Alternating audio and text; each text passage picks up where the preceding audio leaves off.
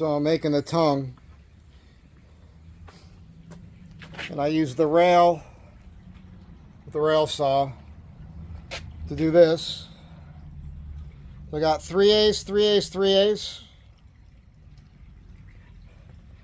I just removed all this material here with the router. So I got to do the other side under here, and then these two.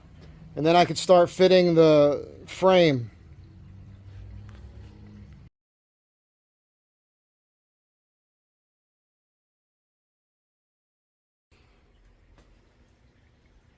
Alright, so I'm just dry fit together right now. A little narrower than I wanted to be at the centers. I'm 37 3/8.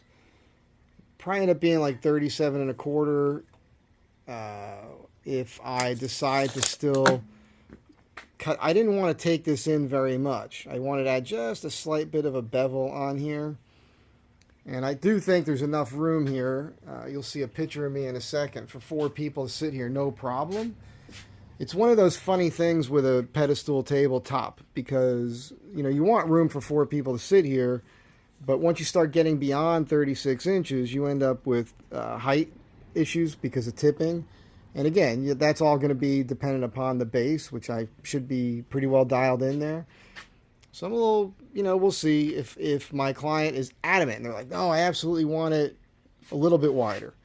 What I could do is I could always mill up some more walnut and just pad this out. Just do another frame around this, which could look cool. Nothing wrong with that.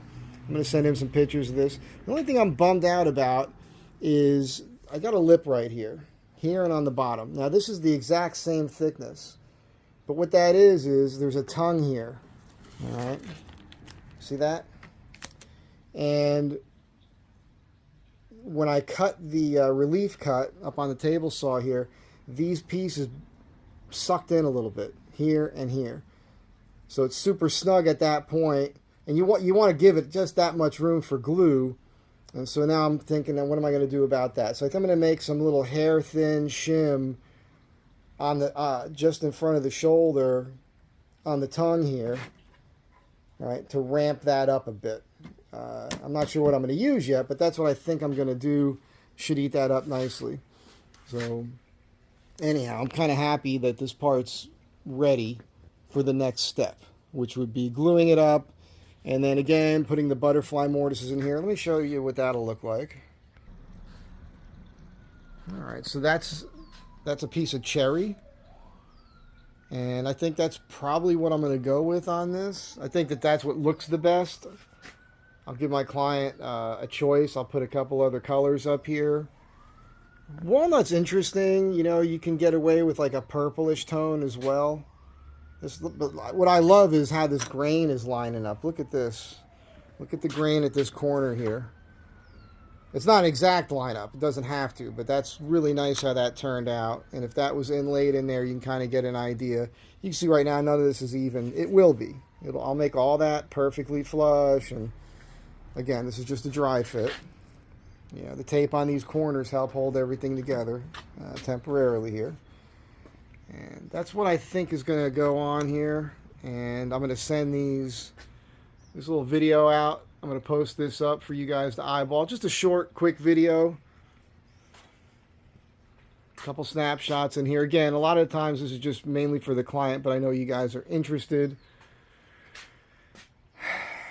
Yeah, so it's one of those things. With that right. This side's better than that side. So we'll be okay though.